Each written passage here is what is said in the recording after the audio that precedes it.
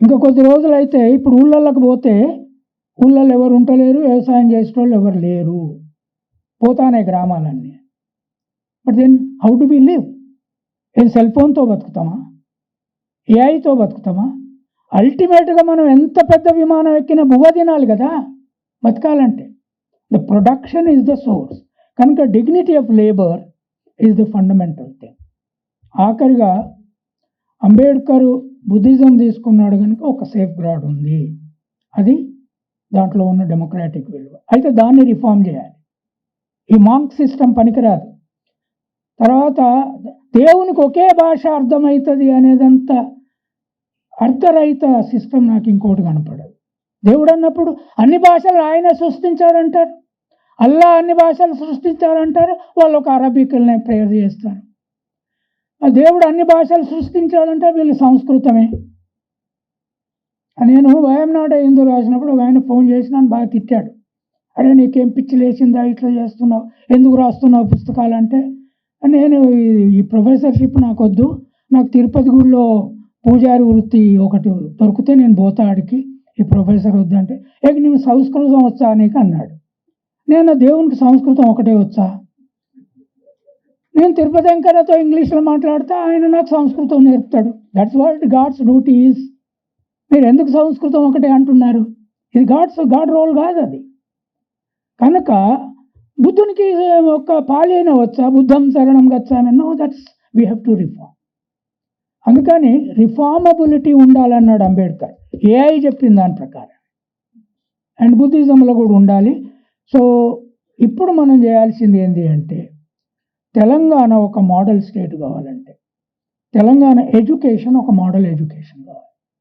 And ఇవాళ నేను ఎప్పుడు ఇంత డీటెయిల్స్ ఈ సిస్టమ్ గురించి వినలే.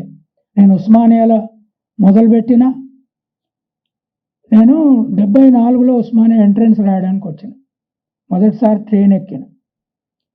వచ్చిన తర్వాత ఎంట్రన్స్ రాసిన సీట్ వచ్చింది. కానీ అప్పటికి దురదృష్టవశాత్తు మా అవ్వ చచ్చిపోయింది.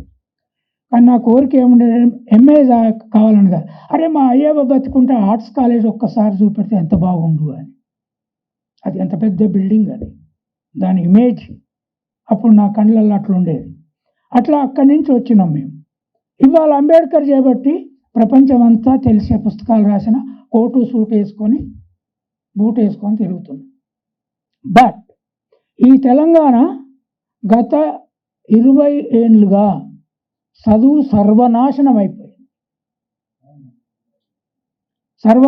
అయిపోయింది. దీన్ని మనము రిపేర్ చేయాలంటే రెగ్యులర్ యూనివర్సిటీస్ కంటే open university seems to be a hope. అంటే మీకు సరిగ్గా హోప్ ఉన్నట్టు కనపడతలేదు, ఎందుకంటే అందరూ ఏదో నేను బయట నుంచి ఆలోచిస్తున్నా కనుక హోప్ ఉన్నట్టు కనపడుతుంది, కానీ ఇక్కడ ఉన్న వాళ్ళకి ఇదేం హోప్ లేదు, గీపలేదు, ఇదంతా no, it is not true. ఇవాళ ఒక 500 మంది, నేను కాస్ట్ సర్వే జరగడానికి, అది రాహుల్ గాంధీ ప్రయత్నం వల్ల కాస్ట్ సర్వే జరిగింది, ఇక్కడ చాలా సైంటిఫిక్ జరిగింది. సుదర్శన్ రెడ్డి, జస్టిస్ సుదర్శన్ రెడ్డి చైర్మన్, నేను వైస్ చైర్మన్. ఆ డేటా ఇంకా రిలీజ్ కావాల్సింది. ఒక్క ఫ్యాక్ట్ చెప్తా, since vice chancellor can see the problem. మేము 43 పారామీటర్ల ద్వారా ఏ కులము ఎంత వెనకబడి ఉన్నదని కాంప్రహెన్సివ్ బ్యాక్వర్డ్నెస్ ఇండెక్స్ తయారు చేసాం. వరల్డ్లో ఎప్పుడు తయారు చేయాలి. 243 కాస్ట్ల బ్యాక్వర్డ్నెస్ ఇండెక్స్ తయారు చేసాం. దాంట్లో భూమి ఉన్న కుటుంబాలు ఎక్కువ సంఖ్యలో ఏ కులములు ఉన్నాయని చూసాం.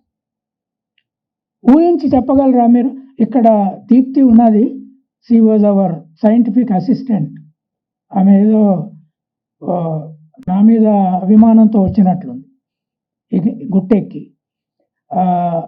చూస్తే మీరు నమ్మరు, ప్రతి ఇంటికి ఇంతో అంత భూమి ఉన్న హైయెస్ట్ నంబర్ ఆఫ్ కాస్ట్ ఏదైతున్నదో అది కొయ్యోళ్ళు. రెడ్లు కూడా కాదు, వెల్మలు కాదు.